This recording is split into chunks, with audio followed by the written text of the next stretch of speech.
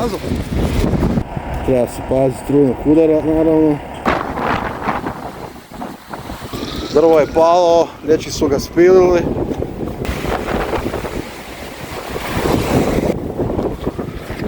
A opet je počelo puhat. Tramvaj stoje. Da ne makne to drvo. Kaj treba 5 dana proći da se makne drvo. Dođe 3, spili bi ga, zmicili bi to za pol sata. Šiša, ja. Sve je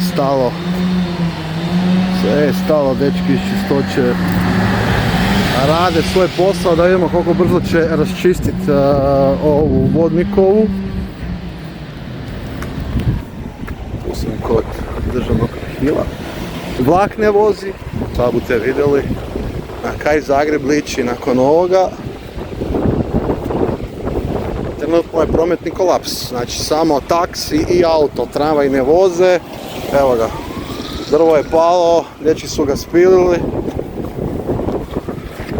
A opet je počelo puhat, tramvaj stoje. Probao sam na vlak ne može voziti velikao jer nema struje. Pa ovo fino miriši još kako je friško pijano. Vlak ne vozi, ali nema struje, tramvaj ne vozi, ali nema struje. Evo dečki popravili struju, dečki slažu struju iz ovo. Semafori baš i ne rade, evo ovaj radi. Ali ovi drugi semafori tamo prema Esplanadi uopće nisu radili, znači to je malo zeznuto. Ovo je dečki spojili to. Treba se paziti strujnog udara, naravno. Državni arhiv. Znači evo, dočekaj sam i ovoga, mislim da Minegine Cipilcu do Čenkersa. Evo, znači, na mom kanalu skoro pa nema centra Zagreba, ovo je ovaj širi centar, ali evo sad ima i to, nažalost, u ovakvim okolnostima. Dakle, kaj se desilo? Desilo se olujno nevrijeme sa 26. na 27. ožujka. Jaki vjetar u Zagrebu i u okolici i drugdje. I u Zagrebačkoj županiji.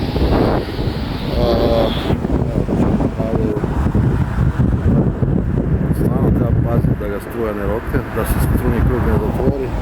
Znači dogodilo se veliko nevrijeme. Dosta je ovoga šteta napravilo u Zagrebu, evo vidite kako je zrokalo je drveće. I kad sam ujutro išao s vlakom u centar, vidio sam tu, evo baš sad idem u tom smjeru, vidio sam gore iz vlaka tamo u Vodinkovoj, odnosno Jukićevoj, kako je palo veliko drvo točno prek ceste cijele i uopće nisu auti mogli ići. Puše jako, znate kaj je još opasno? Opasno je to kaj sa starijih zgrada, pogotovo u centru grada da ih ima više, ove su socijalističke, jugoslavenske, te su još, a nisu ni one baš, ali ove iz Austro-Ugarske, ove starije, dosta crjepova je ovoga sa tih starijih zgrada iz vremena Austro-Ugarske, znači 19. 20. stoljeće. Evo sa tim pročeljima, još kad je potres bombalo, kad nisu stigli obnoviti, pa pada crijep i žbuka pada i to se pazite, nemojte ići blizu ovih starijih zgrada, jer ako to padne na glavu, crijepu žbuka, vrlo mala vjerojatnost da budete to preživjeli. Čak jak imate ovakvu bulju ko ja, totalni kolaps. Ništa ne funkcionira, znači grad ne funkcionira. Evo, ovo je tam kojeg sam zoomirali kod Esplanade, tramvaj na semaforu, ovi su kod državnog arhiva. Evo, to je ono kaj me zanimalo. Znači, ujutro u 8 sati dok sam išao s vlakom tu gore, prema centru, vidio sam ovo drvo, da je palo. Ovo drvo i, znači, vjerojatno je palo negdje možda u 5-6 ujutro, ja sam ga vidio u 8. I još uvijek i tak stoji. Još uvijek ga niko nije došao maknut. Ok, tramvaj može proći jer je tramvajska pruga tam. Pod noge mi se zapleće. Ali evo ga. Kaj gradske komunalne službe rade da ne dođu, znači, na jednu takvu bitnu ulicu poput Jukićeve gdje tramvaj prolazi, da ne makne to drvo. Kaj treba 5 dana proći da se makne drvo. Stari moj, sada dođu tu dečki da se dogovore svaki sa motorkom da ih dođe 3, spili bi ga, zmicili bi to za pol sata. Evo sad taksi tu dođe i ne vre dalje, mora se okrenuti. Tako da evo, od 8 minuta kad sam ja to vidio, može duže još stoji i dalje nećeš moći. Preko drva ne možeš da preletiš. Semafori ne rade, teški kaos, evo. Baš kaotično. Skoro se zadula autobus sad. Semafor tu ne radi.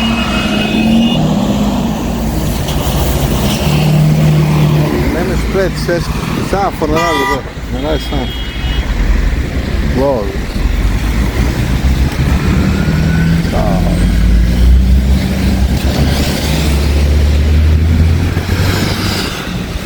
Teški kaos.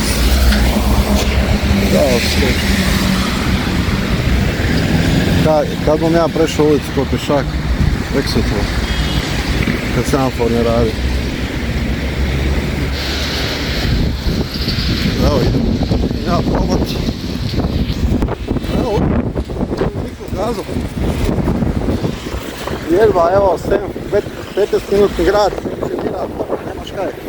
Semafor i... Evo ga, ovo je isto opasno po život. Vidi ovo. Evo, sada hiti malo jače vetar. Gle ovo, znači ljudi tu prolaze. Ovak ima po centru Zagreba, ima ovdje i na kvartu. A opet skoro se zabijaju. Neko bo se zavu danas, ne bože ovo. Danas vidio. I sada da te ovo u budu pogodi.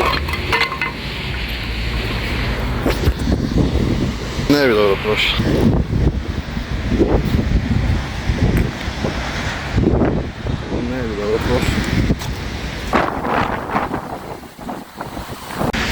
Sad dolazimo do meni zanimljivog dijela. Evo Vrapčak, vidi ga. Ovoliko vode nisam već dugo vidio u njemu. Padalo je puno. Vidiš, baš viške šiše. Vlakovi ne voze, jer nema struje, probao sam s vlakom doći, ali nisam uspio. Tome tako.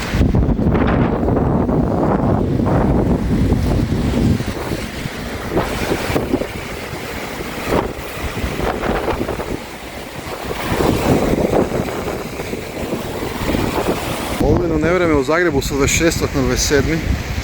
ožujak između rušenja drveća i nošenja krova uzrokovalo evo jedan nagli porast Vrapčaka.